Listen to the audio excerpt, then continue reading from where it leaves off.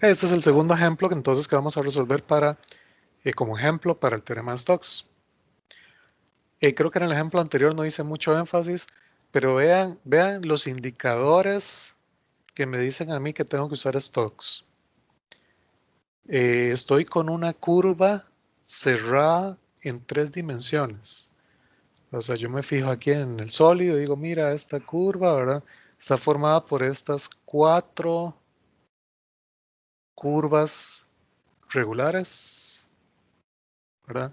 Entre las 4, si yo las separo, tengo una curva que es regular a trozos. La puedo separar en 4 trozos que son regulares. ¿Mm? Entonces tengo una curva que es cerrada en 3 dimensiones. Me están pidiendo calcular la integral de línea de esa curva. Y esa curva está encerrando una superficie. ¿Mm? Que incluso por ahí me la marcan, ¿verdad? O sea, vean que el ejercicio no me dice nada de una superficie y sin embargo hasta ahí me están ayudando, me están diciendo, vean, esta es la superficie con la que están trabajando. Ahí está sombreadita todo. Muy bien. La curva es regular a trozos. Mi campo de fuerzas no tiene componente K, ¿verdad? Esta es la componente, esto debería ir como con paréntesis. ¿Verdad? Esta es la componente J y no tengo componente K. ¿Mm? Mi campo de fuerzas es de tipo C1. Sus primeras derivadas las pueden calcular, son continuas, son polinomios. Los polinomios, las derivadas siempre van a dar polinomios y son continuos siempre. Ok, no tengo ningún problema. Entonces vean cómo se cumplen todas las condiciones que pide Stokes. La curva cerrada en 3 dimensiones están cerrando una superficie que es orientable, regular. ¿Mm? Entonces puedo aplicar Stokes. ¿Cuál es la ganancia aquí de aplicar Stokes? Que si yo calculo la integral de línea tal y como me la están pidiendo sin Stokes, tengo que calcular 4 integrales de línea, porque tendría que partir la curva en este primer pedazo que es C1, bueno, le llamo C1, este segundo trozo que es C2, este tercer trozo que es C3 y este cuarto que es C4.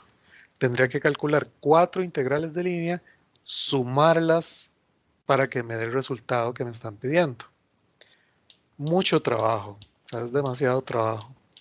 Lo ven, en este caso sí hay ganancia de utilizar Stokes. Entonces yo digo, no, esto lo voy a hacer por Stokes. Y digo, bueno, Stokes me dice que esa integral de línea la podría hacer como una sola integral de superficie. Ahora voy a bajar un poquito. Y lo que me dice Stokes es, ¿usted quiere calcular la integral de línea? Perfecto. Es una curva cerrada en 3 dimensiones.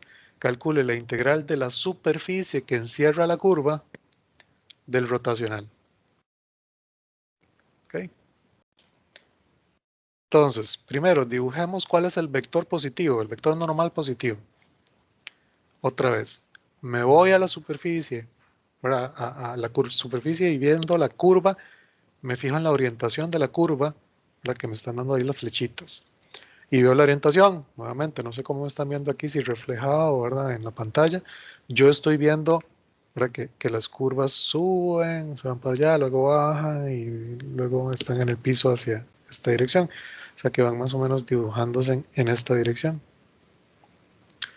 Entonces mis dedos siguen esa dirección y mi vector normal iría hacia el frente del sólido. O sea que si yo pongo aquí un puntito, mi vector normal tendría que salir, digámoslo así, hacia el frente del sólido de forma aquí perpendicular. Entre yo esté más abajo, bueno, va a ser como, se va a ver cada vez como más horizontal, pero me interesa mucho que lo vean más arriba, donde vean que el vector normal va a ser cada vez, digámoslo así, menos horizontal, ¿verdad? Y se va a notar que apunta hacia arriba. O sea, eso me ayuda a saber, porque probablemente no sé a dónde voy a proyectar. Quién sabe, tal vez proyecte en YZ. Bueno, vamos a ver ahorita cuando parametrice decidimos dónde proyectar. Pero si estuviera proyectando en XY, necesito saber si el vector normal va para arriba o va para abajo. Y sobre todo ese último dibujo, ¿verdad? Ese último vector normal que dibujé, este de arriba, es el que se ve clarísimo que el vector normal va o apunta hacia arriba en Z.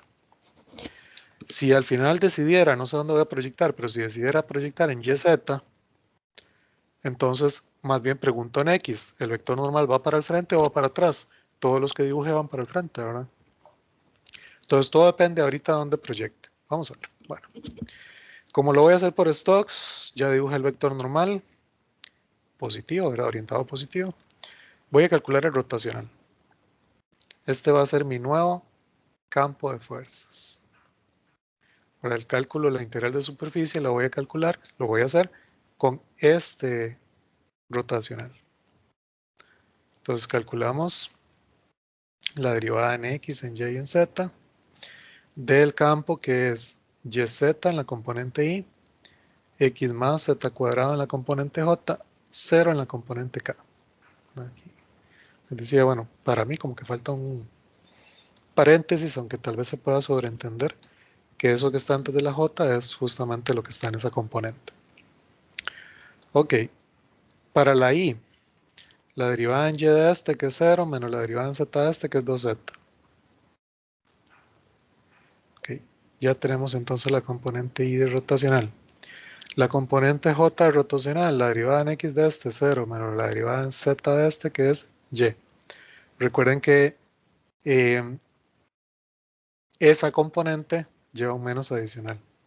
Entonces si daba 0 menos la derivada en Z que era Y daba menos Y, pero con el menos adicional va a dar más. Y la última componente del rotacional, que es la derivada en X de este es 1 menos la derivada en Y de este, que sería Z. Voy a revisar el primero, nada más para estar seguro. Echámosle una chequeada otra vez, porque creo que me faltó un signo en el primero, ¿verdad? Porque la derivada de este queda 0 menos la derivada de este. Aquí me faltó un menos.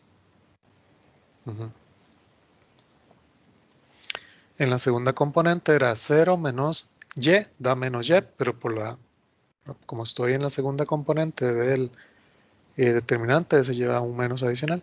Y la última que sí es 1 menos Z. Ok, y ahora sí está bien. Ese es nuestro rotacional. Ok, ¿cuál es la superficie con la que estamos trabajando? Y aquí entonces, ahora me gusta más, digamos, este ejemplo porque no dijeron qué superficie, cuál superficie es cuál. Entonces yo tengo que saber de quién representa esta superficie. Yo sé que es el cilindro, es un cilindro engendrado a partir de una parábola, es el que está engendrado a partir de z igual a 4 menos x al cuadrado. Esa es mi superficie. Está delimitada por el plano y más z igual a 5 y por los planos canónicos, pero la superficie con la que estoy trabajando es esta. Entonces mi superficie es z igual a 4 menos x al cuadrado. Ahorita lo voy a tener que derivar, entonces pasemos todo de un solo lado, de una vez. Y digamos que esto es G mayúscula.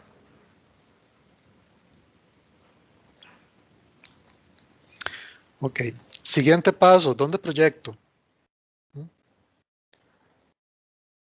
Entonces aquí en realidad no es en qué parte proyecto yo y la proyección es más bonita, porque por eso les decía, yo proyecto esa superficie, por ejemplo en YZ y prácticamente la proyección ya está dibujada, pero no sé si ahí es donde tengo que proyectar. ¿Cómo sé dónde proyecto? Vengo a mi superficie y digo cuáles son las dos variables más difíciles de despejar ahí.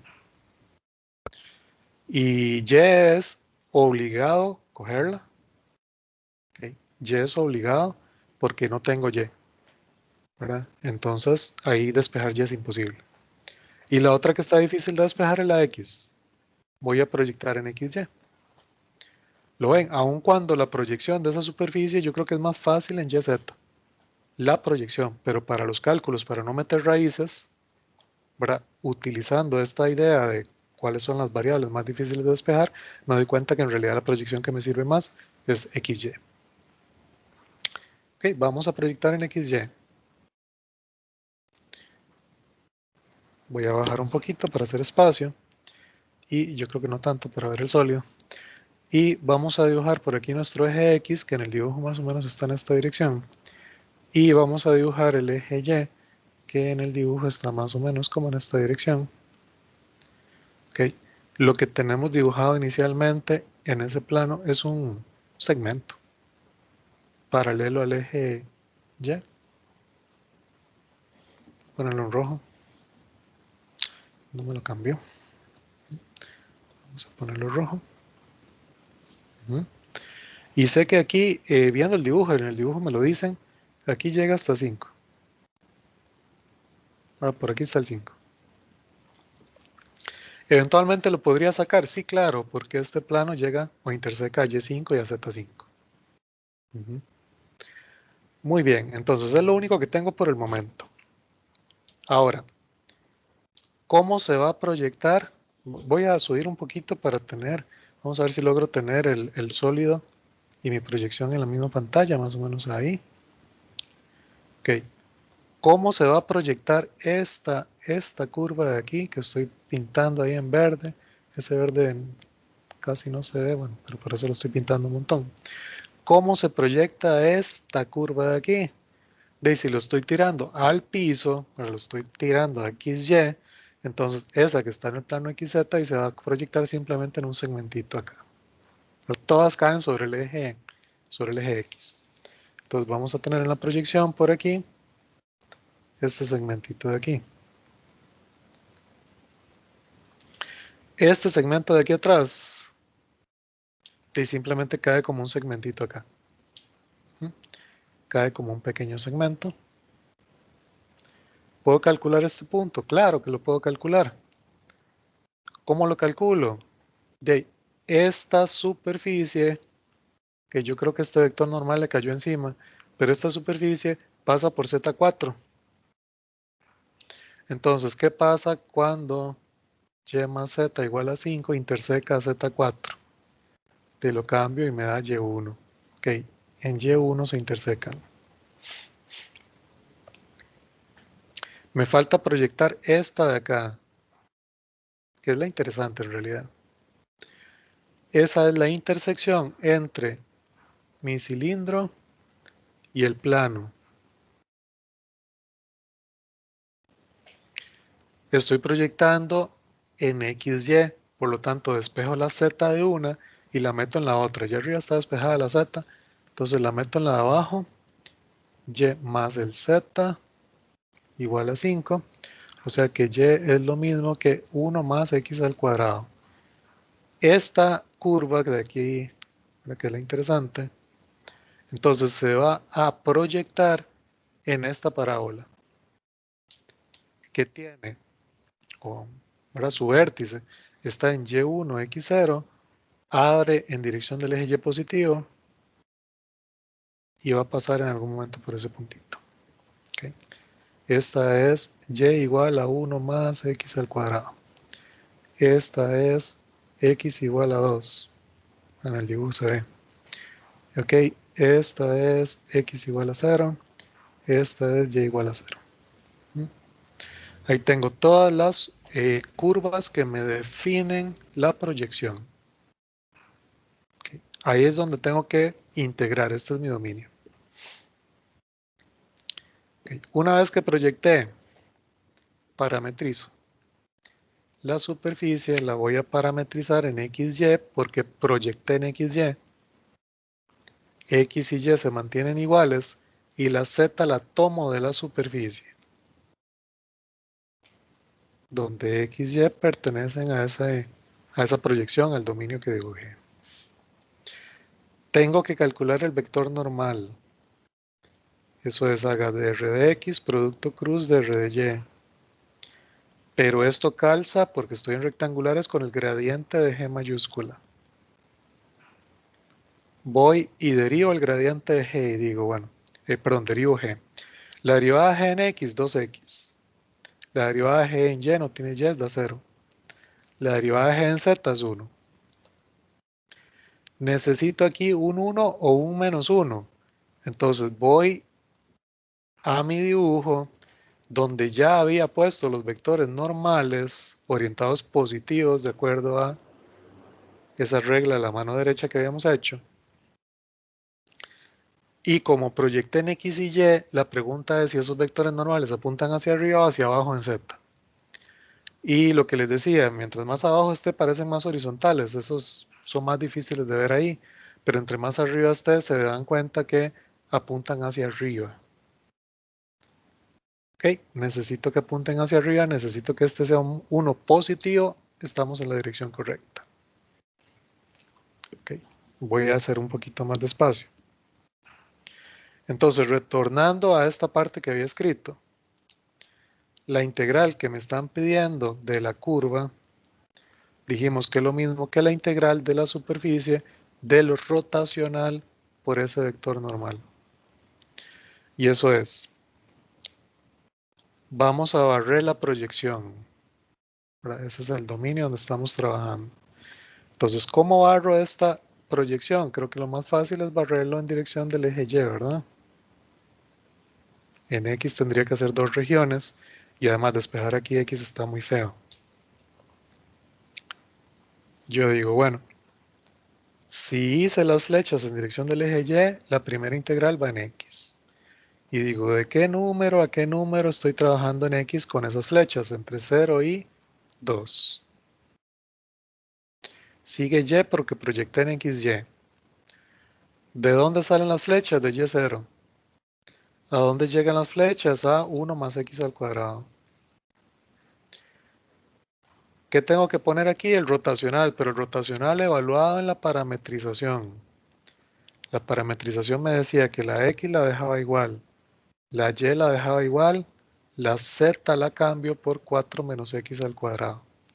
Entonces en el rotacional, estas dos Z's las tengo que cambiar por 4 menos X al cuadrado. O sea que me va a quedar menos 2 por 4 menos X al cuadrado, Y, 1 menos, tenemos más espacio,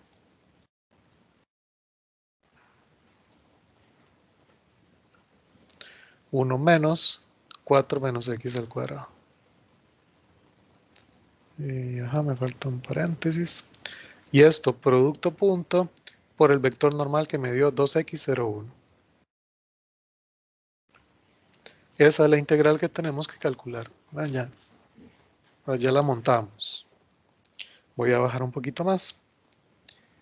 Y vamos a calcularla. Va de 0 a 2 de la integral de 0 a 1 más x al cuadrado. Este primero lo multiplico por 2x, me queda menos 4x por 4 menos x al cuadrado. El segundo se cancela porque aquí hay un 0.